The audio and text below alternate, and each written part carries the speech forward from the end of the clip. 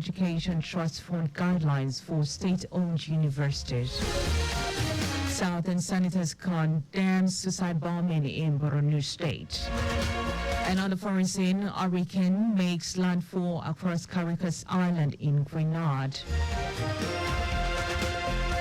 And in sports, former Kwara United coach Samson Inuanel confident of Enugu Rangers' performance at CAF Champions League. Now the news in details. I am Timi Dayo. Anthony. Lagos State Governor Babajide Sanwo-Olu has appealed to Tertiary Education Trust Fund (TET) fund to relax some of its guidelines to enable the state-owned universities access to the 4.5 billion naira intervention fund between 2017 to 2023.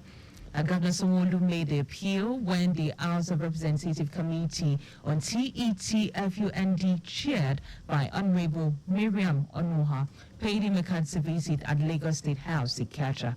The governor thanked the committee for undertaking the national assignment and its commitment to identifying the gap and the issues as it embarked on surgical analysis to resolve the over 4.5 billion naira on assets TET Fund's intervention fund for Lagos State tertiary institutions domiciled at the Central Bank of Nigeria. Governor Sanwo-Olu also said the government is proactively positioning the state tertiary institutions in making students fit into the future of labor markets. That are brought up, and the ones that have said we want to remove all the red tapes because we want the impact of this oversight to truly really feel the impact, and for those institutions to really have the benefit of what the intended, these funds are. Of no use are we, just keeping money in CBN and it has not met the needs of the higher institutions that they were set for and the impact that it will have on our educational system.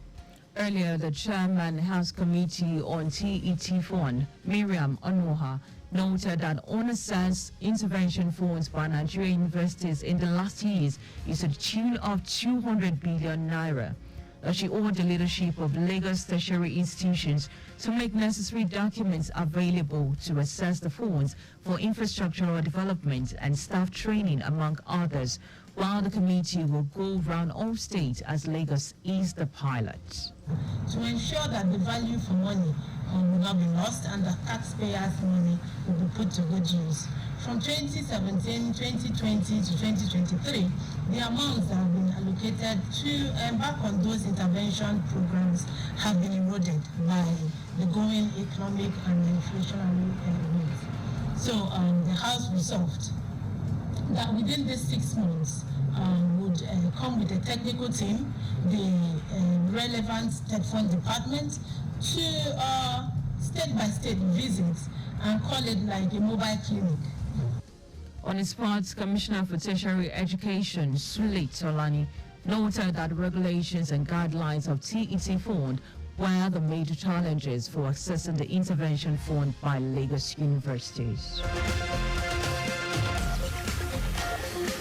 The Lagos State government is set to launch labor market information system on Wednesday as part of its strategy to create wealth and employment for the teeming youths in the state. Acting Executive Secretary, Lagos State Employment Trust Fund, LSETF, Fisayo Alayade, made this known at a pre-event press briefing at Alausa for the upcoming LSETF Summit. Alayade, who stated that the theme of the summit, job creation, uniting for impact, create, collaborate, change, is apt as many panelists will speak at the summit with Governor Babajide Sanwo-Olu as special guest. The while fielding questions from newsmen on the activities of LSETF, the acting executive secretary, who said over 10 billion naira has been disbursed so far with 86% recovery rate, appealed to those who are still owing to pay up to allow entrepreneurs benefit from the scheme. When you want to start a business, it's not only about access to capital, it's not only about funding.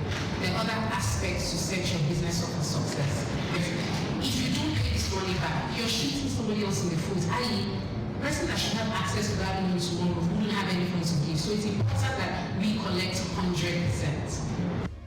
On his part, Special Advisor to the Governor on Media and Publicity, Buiga Koshile, explained that LSCTF scheme is to empower those with creative ideas with seed funds to create employment, hinting that over 500,000 businesses have been supported. LSCTF is for everybody that's doing business legitimately in Lagos State, and you only need that platform to scale up and of course to further create value to the society by also becoming employer of labor. The LSCTF Summit is expected to empower and give free business trainings to those in circular economy and green economy, among others. The Lagos State government has expressed its commitment to enhancing the potential of the waterways to boost water tourism in the state.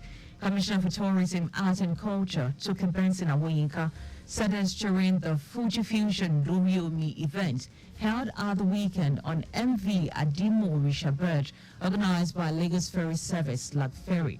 Benson Awoyinka said the state government is committed to enhancing water tourism in Lagos State to boost local economy, create employment opportunities, and attract both domestic and international tourists.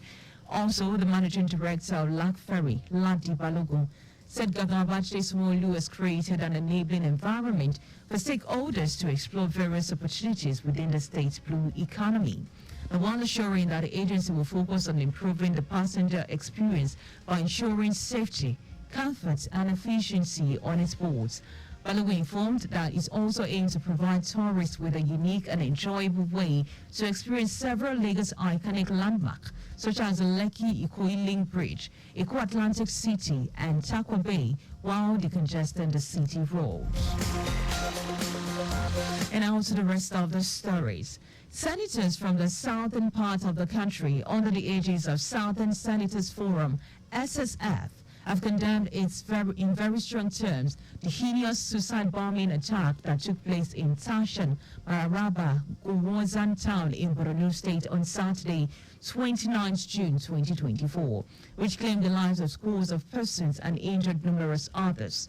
But the forum, while commiserating with families of victims of the unfortunate incident, called for collective, robust response to terrorism in the country. In a joint signed statement by the lawmakers, the forum said the heinous acts of terrorism are a stark reminder of the persistent security challenges facing the country.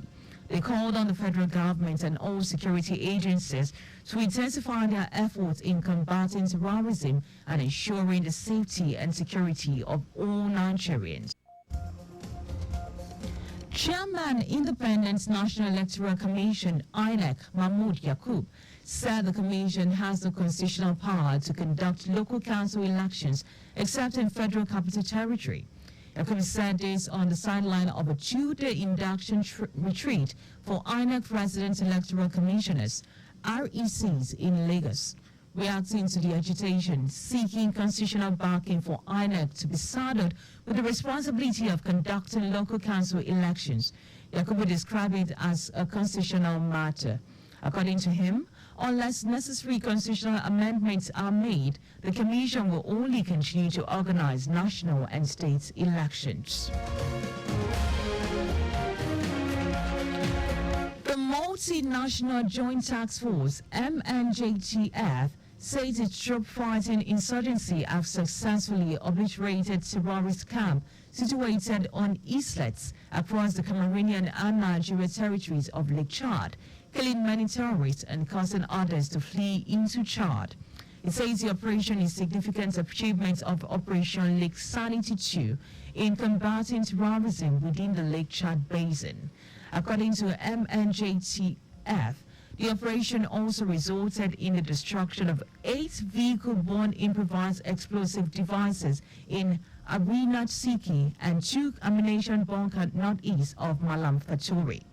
It says the MNJTF remains committed to its mandate of eradicating terrorism and restoring peace to the Lake Chad Basin. And now to foreign news. Hurricane Barry has made landfall on Caracas Island in Grenada. According to U.S. National Hurricane Center, The hurricane, which has regained strength in the past hour, has sparked warnings of life-threatening winds and dangerous storm surges. Hurricane warning is also in effect in Barbados, St. Vincent and Grenadines and Tobago. Earlier, airports and businesses shut down and residents across the Caribbean were urged to seek shelter as the potentially devastating storm hits the region. The dozens of flights were cancelled across the region as Burley approached on Sunday night, while leaders urged public to heed to warnings. And now to sports. Former Kwara United coach Samson Unwane believes Enugu Rangers will make Nigeria proud at CAF Champions League. Unwane stated that Rangers can replicate Enyimba's record in the Champions League. He said the Rangers have shown that they are capable of representing Nigeria in the CAF Champions League after lifting the NPFL title. It will be recalled that some days ago, the Flying Antelope emerged champion with a 2-1 victory over Gombe United at the Zaria Road Stadium in Jos to clinch an 8th league title, amassing 70 points from 38 matches played during the concluded league season. Now, just before we go, speed 3 hours but kills, please do not drive beyond specified speed limit. You can also follow us on like all of our social media platforms. X, Traffic Radio 961. Facebook, Lagos Traffic Radio 961 FM. Instagram, Lagos Traffic Radio 961. Subscribe and watch the news and program live on YouTube at Traffic Radio 961. You can also visit our website at trafficradio961.ng. Now, did you know that the Somolu administration injected 100 medium capacity buses for standard roads? You can get more details on Lagos State Government's website. Now, to end the news, here are the highlights of the major stories. Lagos State Governor Babajide Sanwo-Olu has appealed to Tertiary Education Trust Fund (TET) Fund to relax some of its guidelines to enable the state-owned universities access to the 4.5 billion naira intervention fund between 2017 to 2023. Senators from the southern part of the country, under the aegis of Southern Senator Forum (SSF), have condemned in a very strong terms the heinous suicide bombing attack that took place in Mashan Mararaba in Gwazo Town, Borno State on Saturday, 29 June 2024, which claimed the lives of scores of persons and injured numerous others. And we also told you that Hurricane Burley has made landfall on Caracas Island in Grenada. And in sports, former Kwara United coach Samson Unwane believes Enugu Rangers will make Nigeria proud at CAF Champions League. And for contact with the newsroom, please send a message to info@trafficradio961.ng. That ends the news broadcast compiled by Zainab Adebashi. I am Dayo Anthony. Many thanks for listening and do have an amazing night.